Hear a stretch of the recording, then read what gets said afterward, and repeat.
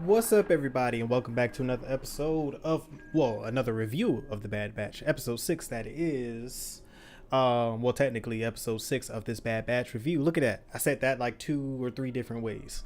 Happy Friday, first of all.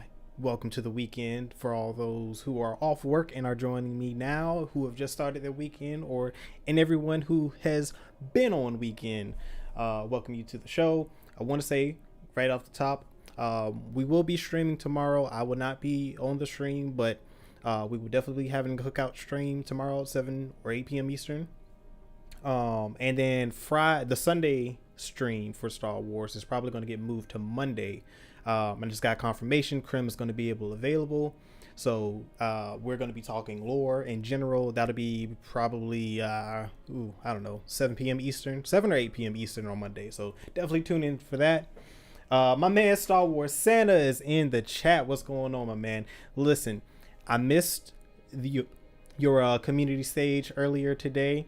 I'm going to commit to next Friday to hop in. If you're going to have another community stream or another stage, in your Discord, I'm going to try to hop in and join that because I missed the last two, and I definitely want to be a part of that conversation. So I'll definitely try to I'm going to commit to making next Fridays.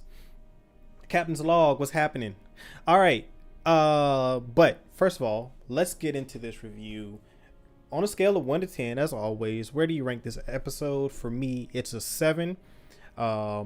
If you watched last week's episode, I was not the biggest fan of last week's episode. I thought it was average. It's definitely my least favorite thus far. But this is kind of sort of back into the pace and the tone that I was enjoying with this show in the first few episodes. Let me know how my audio is as well. If it's too loud. I think I just have my headphones up too loud. But, yeah, let me adjust that. But yeah. So the 7, this was a strong episode for me. Got back into the lore, got back into some of the things I loved about the show from the jump. This time period, as I've stated in several other episodes and several other reviews, is very interesting to me. This level of exploration in this time period is something that's new. So I'm definitely looking forward to continuing in that vein, and that's what this kind of got us. So I'm going to get into that in cameo because I'm going to speculate about that a little bit for sure. But I definitely want to get a gauge from you all. Like, where do you rank the episode? How did you feel about it? We got some cool things. Oh, speaking of, is Santa still in the chat?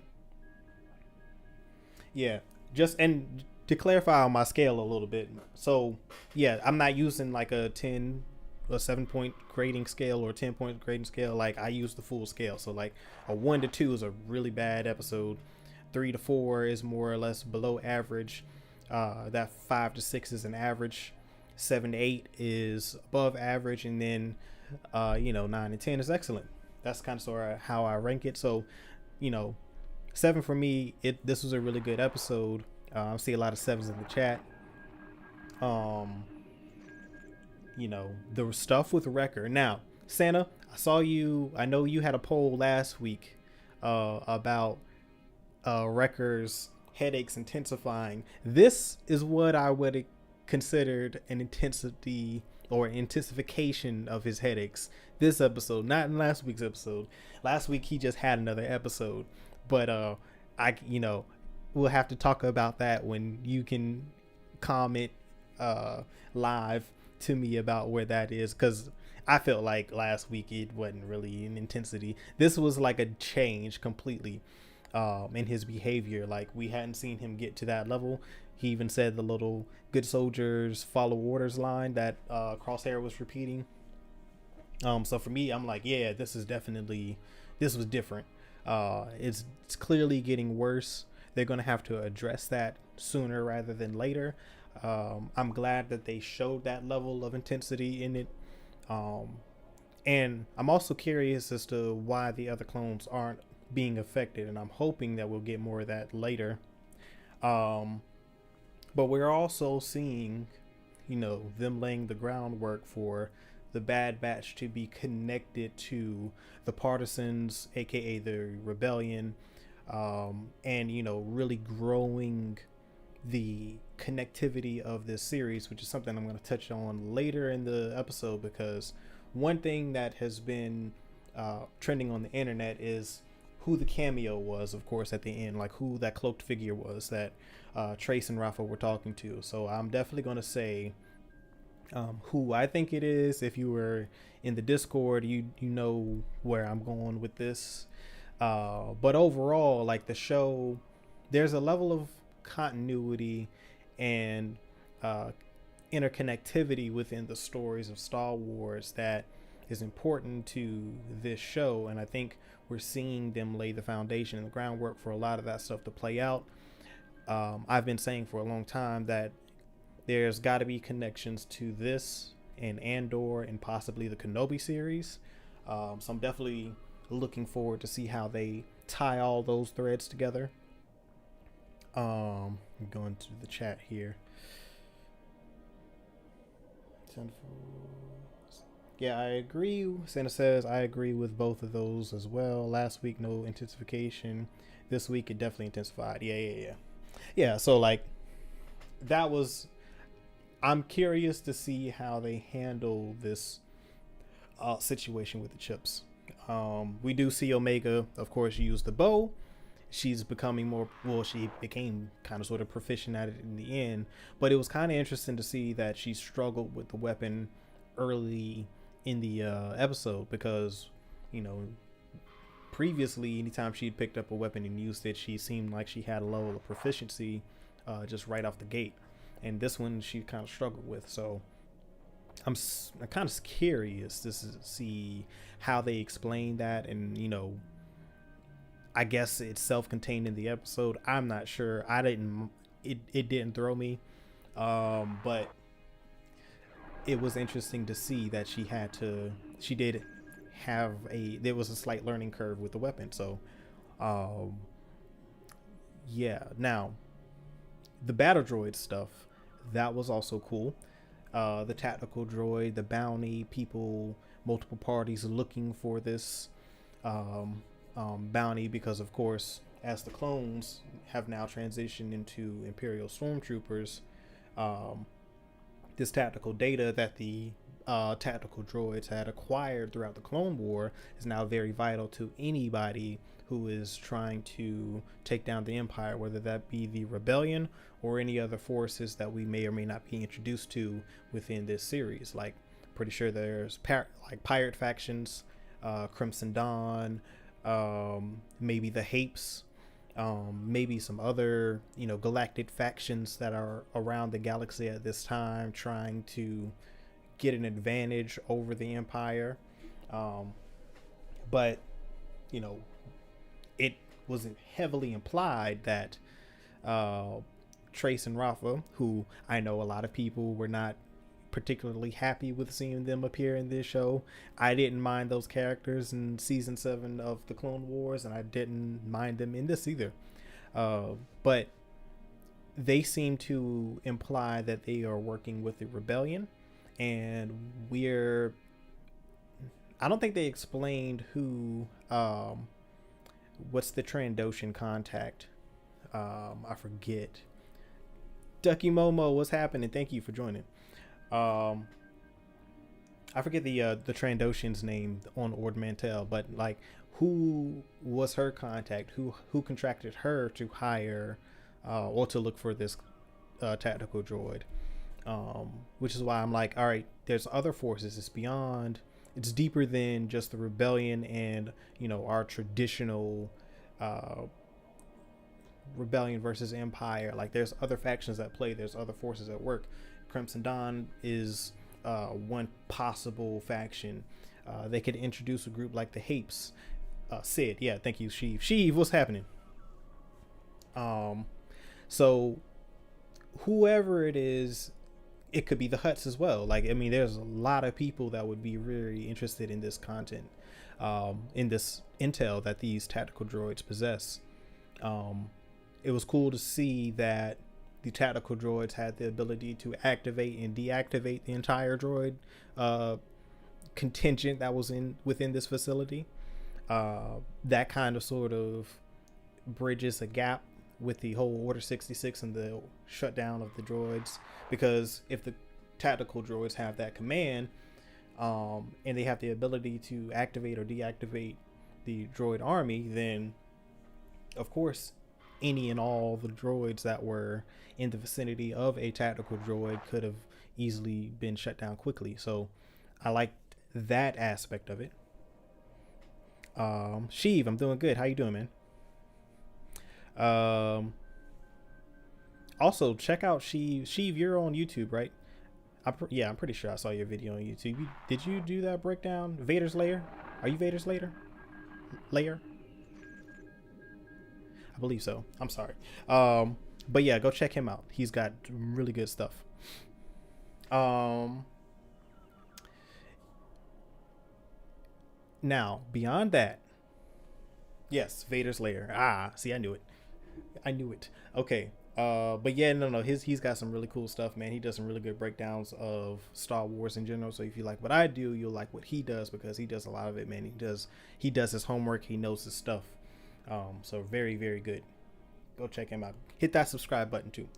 Also, if you haven't, make sure you hit the like button and subscribe to this video, and be sure you tune in every weekend to our content, because Fridays is Bad Batch, Saturdays is the Cookout, and Sundays or Mondays could be Star Wars, depending. But it depends on my availability. We will also be doing on Wednesdays reviews of Loki, so that'll be in the afternoons. That's something to look forward to as well. More content coming to the channel, so that's always exciting. But now let's get back to the Bad Batch. Okay, so where are we on time? Let's speculate a little bit, man, because I want to hear everybody. We got some Star Wars experts in the chat. Now, this cloaked figure, we know that Trace and Rafa and Trace have a direct connection to Ahsoka Tano. They know her. They actually met her. They worked with her and all that jazz. Now, something interesting that happened in that cameo, because I'm going to get right into it, because that was the most interesting aspect of this episode for me, because of simply what it implies and what it could hold for the future of this show, and also the other shows that are pending. Now, with Rafa and Trace having that direct connection to Ahsoka, that puts them in contact with some pretty high ups within the rebellion. There's potential. So when they address the hollow figure, the cloaked figure, the cloak looked like a Jedi cloak. Does not necessarily mean it's a Jedi. They also said, Rafa said, patch him through. I don't know how much stock I should put in the that pronoun, but I'm going to put a lot into it, because she could have said she or they, patch them through, what I'm saying, kind of keep it a little bit more ambiguous. But Kenobi is a high possibility. Not to say that is who it is, but the style of the cloak would imply that it was a Jedi, or it could be another Jedi. It could also be Bail Organa. I think that it will probably be Bail Organa, for the simple fact of, we know how connected and intertwined he was, and integral to the rebellion in its early stages. That's always been a thing within canon. He's always been one of the founding members of the Rebel Alliance, and I think even in Rebels, when he was introduced, I believe he was wearing like a cloak or a poncho of some type. But Rex is also another possibility, but I don't know why he would be wearing a poncho or a cloak, other than they just didn't want us to see the armor. Because if they flash the armor on screen, if we see because what was it, like basically the shoulder and the arm, we would have seen the white clone armor with the blue patch, and we would have instantly known it was Rex. So he could be undercover somewhere doing some stuff. Who else could it could also be Saul, but the reason I don't believe it's Saul Guerrero is because we've already seen Saul, so there's no reason to mask his identity at the end of the show, and there's no reason to tease that. So it'd have to be somebody we don't know or haven't seen yet. Definitely someone we know, but someone we hadn't seen yet in the show. Now, one thing that's interesting with the Rex thing, in Rebels, we know that Ahsoka and Rex fell out of contact. We don't know when they fell out of contact, but it was implied when they met each other again that it had been a long time. Now, whether or not the last time they saw each other was in was on the after Order 66 at the wreckage of the Venator on that planet that they crashed on when they parted ways, or if it's sometime later down the timeline. Either way, that's yet to be seen. But Rafa and Trace have that direct connection to Ahsoka. At some point in during this time period, Ahsoka and Bail Organa meet for the first time. I believe it's a year after Order 66. Obi-Wan Kenobi and Bail know each other, and they know each other well. And we know that Bail Organa kept in close contact, or probably closer contact than most people in the galaxy, to Obi-Wan Kenobi. Now, I don't think that Trace and Rafa have a direct line to Obi-Wan Kenobi. Like, that's very far-fetched. That's not even, it doesn't even sound far-fetched. That is very far-fetched. That's like so hard to believe. They would have to do a lot of explaining as to how they got his direct line of contact. So I'm curious to see how involved, if at all, Obi-Wan Kenobi is with the rebellion in its early phases. I'd have to imagine that'd be a hard point, because any type of contact or any type of aid that he could provide would definitely attract the attention of Vader, because Vader's got to be looking for Kenobi, and I think that's something that we'll see more of in the Kenobi show. But also, an Obi-Wan cameo cannot, well, at least in this show, it can't spoil any plot detail for the Kenobi show, which that kind of makes it difficult for him to be that cameo. But I'm gonna go to the comments because I see y'all have been doing a lot. So Sheev, you think it's Rex? Santa says 70% Bail, 20% Rex, 10% someone else. I agree with that. I would totally agree with that. That 10% someone else would be Kenobi. It's probably really less than 1%, but let's be honest. Also, Rex was the last one seen with R7. That's a good point. That's a great point, actually. Leia, how old is Leia? Is too young, isn't she? Because I thought about that too, Ducky, but I think she's too young at this point. There's no way she's the cameo. However, that does raise an interesting point, because I think as we progress and as we add more shows and more things in this time period, Leia's going to probably become a more prominent figure. Like, she's integral into the foundation of the rebellion, especially in its early years and throughout, all the way up until her demise. So, like, she's a very important figure, and we'll probably see a lot more of her. Let's say if the series does like a serious time jump, or a show like Andor or Kenobi, depending on how long they run, we could see a lot more of Leia. But I think Leia is definitely in the cards at some point. I think it's just too early at this current juncture in this show for Leia Organa to show up. Let's see who else we got. Rex. Yeah, so Rex and Bail are probably the best options, honestly. They're the safest bets, but that does imply a lot. It could also, now here's a wild theory that I have.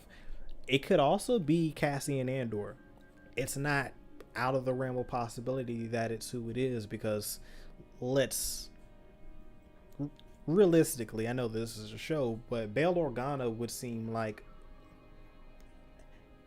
you know, he he should be hard to contact even for Trace and Rafa, even if there's a connection between Ahsoka and Bail that's already been established, and now, you know, Rafa and Trace are running missions for the rebellion, and this is what this is.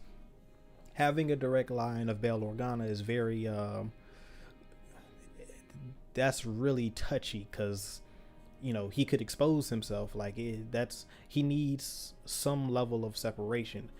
But Cassian Andor would be an interesting cameo, because that would imply also that we could see some connectivity between the Andor show and this show as well, which is, you know, what Lucasfilm is, you know, moving towards. Like, they want all this stuff to be connected in some degree. And so Andor being that dude for the rebellion during this time period would actually make sense, like especially if he's more in like a handler role.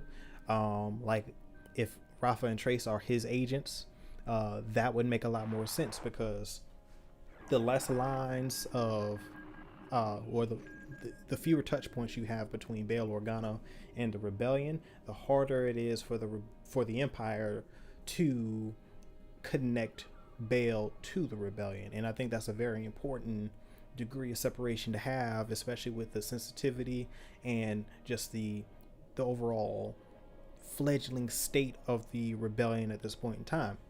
So Cassian is kind of sort of, you gotta kind of consider him as an option here, because that would actually be a surprise cameo. I think that would catch a lot of people off guard, and I wouldn't mind it. Like, let me know in the comments though if Cassian is someone you wouldn't mind seeing. Yeah, I mean, it's Rex. Rex makes sense. I think Rex makes the most sense. Bail makes a lot of sense, and then beyond that, like someone like a Cassian Andor, someone that we're familiar with, but isn't too high up on the totem pole.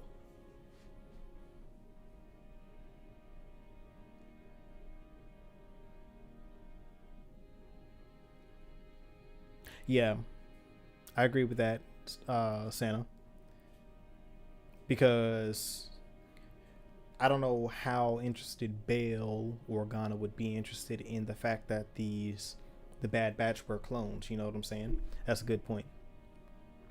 Um, hmm.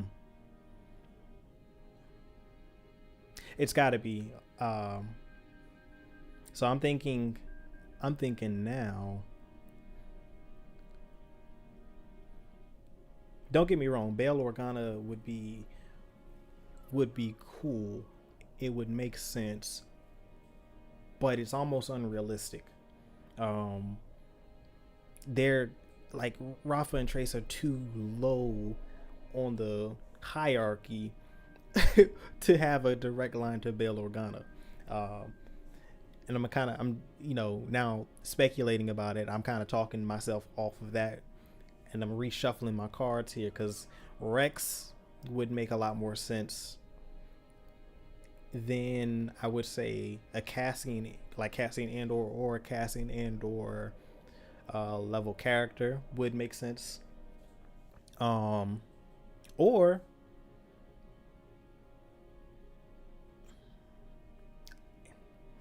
maybe Ahsoka. I don't know. I don't know. Yeah, because it's like, you know, like there's so many.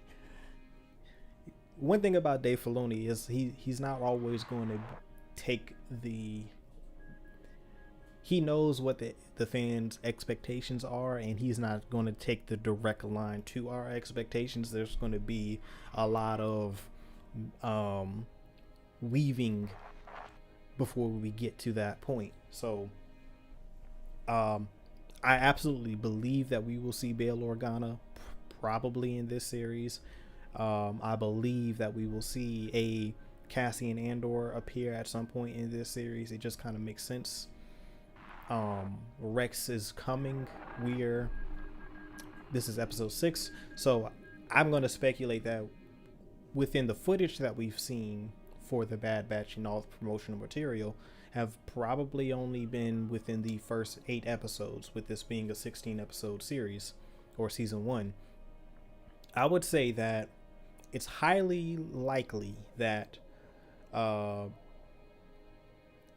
Rex is who that cameo is, and then that cameo will also reveal a lot more of what's to come later in the last 8 episodes, because I don't think we've seen any of the final 8 episodes, and I think that episode 7 and episode 8 are going to set up a lot for not only the end of the season but season 2 as well. And I'm still strong on that opinion that Obi-Wan and Andor have some connection to this series as well. Andor more than Kenobi, but definitely there will be some connections.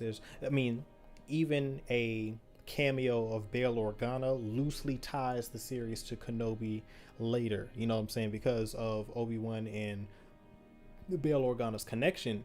Like, we don't know what type of intel or how frequently Obi-Wan contacted Bail Organa.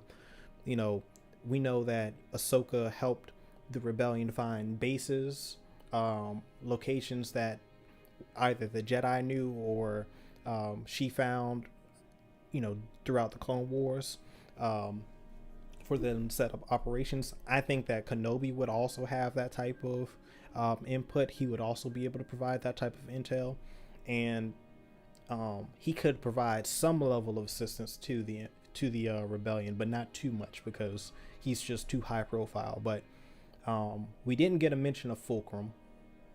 We know that's Ahsoka's code name. I'm pretty sure we'll hear it. Ahsoka will likely appear in this series. We just don't know how soon and in what capacity. It'll be interesting to see if Rex and Ahsoka interact with one another in this series, or if that's going to be something that, they'll just be in passing. Like, the Bad Batch will be in contact with Ahsoka, and then they'll meet with Rex, and they'll just be missing each other just throughout the series, because it seemed like it had been a long time since they'd seen each other in Rebels. I'm sitting here shaking my fist in the air. Filoni, why you do this to me? Do you think after the whole time it's time for you to leave, and Palpatine taking control of the Senate could lead Bail to Rafa after taking in Leia? No, I think that Rafa connection it has to be through Ahsoka. I think Ahsoka somehow in her travels finds Rafa and Trace. Maybe she sneaks back into Coruscant to see, if they're still there, and then knowing how well. All right, good. This is interesting, I guess. It depends on the structure of the Rebel Alliance and the partisans, really, at this point in time. Like, how are they getting money? The delegation of 2,000 is a very important thing too within the Senate. Like, those senators with those deep pockets that can help the rebellion, that can buy ships, that can get them, equipment through discreet ways, are going to be very important to the alliance. That's where Bail Organa and what's my girl's name, Mon Mothma, are very important. They've got to rally the support within the Imperial Senate for those sympathizers of the rebel cause, find ways to get intel, get missions. But Ahsoka, knowing that Rafa and Trace need money, if there are any missions that they can do for the rebellion that they can get paid to do, I'm pretty sure that was how they got involved with the rebellion in the first place. Now, how we'll see how closely Bail Organa and Ahsoka work together. I believe in the Ahsoka novel, it is. They talk about. I think that's where that is, where they talk about Ahsoka and Bail Organa meeting for the first time, and they start to work together. I think that's in the Ahsoka novel. Correct me if I'm wrong. Um, but yeah, man, that's why that was exciting, because one, Rafa and Trey showing up, that directly connects them to Ahsoka, or at least the show to Ahsoka. R7 corrects them. You know, that's the Rex connection, and that's a loose connection to Bail Organa and also to Kenobi. So all of that's kind of sort of, it's all on the table. That's just like, oh man, there's so much potential. That's very exciting uh, as to where this show could be going, because they've done that in several episodes, man. Like, and that's the fun part of the show. Like, it doesn't take itself too serious. I personally don't have that many expectations because I don't really know what happens in this time period. We get the cliff. We know what the cliff notes are. We know the Empire's transitioning from the Republic into the Empire that we know from the original trilogy, but all the details have not been explained. So this is what the show can do. This is what the Andor show is going to do, and this is what the Kenobi show will do as well. And possibly that Lando show, depending on what time period that takes place, like or how many how many years that show will span. All that stuff could be connected, man. Another theory, I don't know, it could be Mace. Might be Mace. That would be shocking, but that would be like a lot of people. The fans would love that for sure if somehow, that's very far fetched, but if Mace was the contact, that would like blow everyone's mind if that's revealed to be Mace Windu. Maybe Bail Organa told Ahsoka where Kenobi was.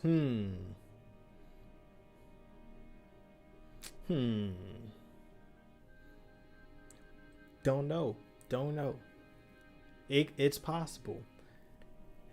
It's very possible.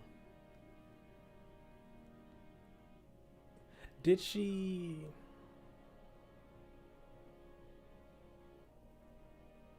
I don't know, because I don't. You know what? Now that I think about it, Rebels.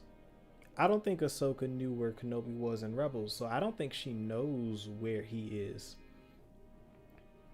I don't think she knows. I don't think that's something. That's what I'm saying. Like, Kenobi is he's such a high profile figure. Like, if he's going to stay hidden, like that his location's got to be super secret. Even someone like Ahsoka finding out where Obi-Wan is doing, what his mission is. Like, I don't even think that she knows that Leia and Luke are Anakin and Padme's children. Like, I don't think she knows that. It doesn't make sense for her to know that. That would throw a lot of stuff off in the timeline if that was the case. Like, if she knew that, because yeah, I don't think Ahsoka is going to find out or even know that Obi-Wan is alive. Definitely not his whereabouts. I don't think that's going to be revealed to her, because that would pose some continuity issues, because given the relationship that we know Ahsoka's had with Anakin and Padme, she would be very invested in Leia and Luke's well-being. I think, in my opinion, just based off of her relationships with their parents. So yeah, I'm like, I don't know.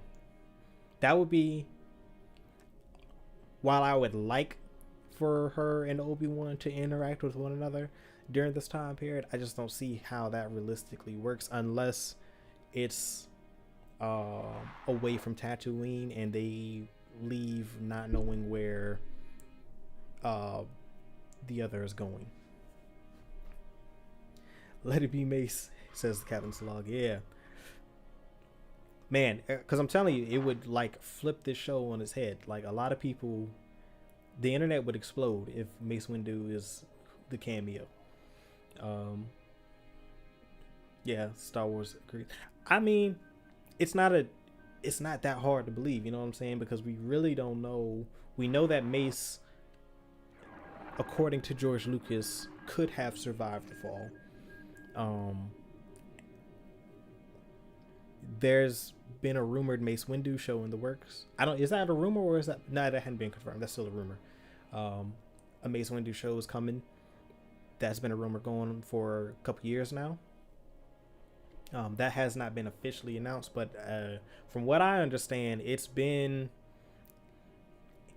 in the running at Lucasfilm for a minute. So whether or not that it's got some legs and some traction and some support behind it there, yet to be seen. But I know that Samuel L. Jackson is on board. He's been on board with this for many years now, and you know, why not?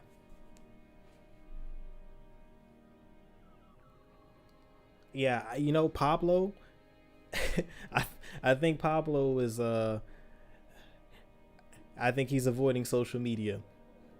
I know he made his account private, and you can't see any of his tweets unless it's approved by him. So you know, that's not likely to happen. But anyway, hey guys, I'm gonna wrap this up. That's been the episode. This was very fun. Like I said, I very much enjoyed this episode. It's a high 7 for me. Definitely looking forward to next week, because we should be getting into meat of things next week. And I feel like I've said that the last 2 or 3 episodes, but this for sure, this was a huge cameo. That was a huge secret. I don't see them keeping that from us for another episode. I think it'll be revealed who that hooded figure was at the end of the episode next week. And I think episode 8 is going to be a pretty big mid-season event, mid-season episode. But yeah, definitely, if you haven't joined our Discord, please be sure to do so. I'm going to drop a link into the comment section right now. Coop Daddy Yoda just popped into the chat. 7.5, he says, and greetings. Yes, once again, animation, absolutely. The animation has been phenomenal throughout this series. This is the best animated show that we've gotten from Lucasfilm. That's for sure. But yeah, there's our Discord. Mark Hamilton. Oh, yo, I heard the Grogu rumors appearing. I've heard about that. As a matter of fact, that's a good thing. We can talk about that on Monday, because I'm going to do a Star Wars stream with Krem on Monday. We can talk about those. We can throw that into that conversation, because I need to look into that rumor a bit. But there's some potential there. That's for sure. There's the Discord link. That's in the chat. Thank you once again for joining me today. This is fun. Definitely tune in tomorrow, 8 p.m. Eastern Standard Time, for the cookout. We got some fun topics on the show for tomorrow. It'll probably be a shorter stream. And then on Sunday in the Discord, we're going to have our first community stage at 7 p.m. Eastern Standard Time. Details, be on the lookout for that. We'll drop that in the Discord. But we're going to test a show called The Black Market. We got a couple hosts that have been in Discord for a while now that will be leading the conversation there on the stages. So make sure you tune into that on Sunday. And then on Monday, of course, I'll be back here on this channel with Krim to talk just some Star Wars and lore in general, man. Let's theorize and speculate. My man Krim, fun dude, great to talk Star Wars with. But yeah, that's all I got for this episode. Once again, thank you very much. And as I always say, peace, love, blessings, and may the force be with you always.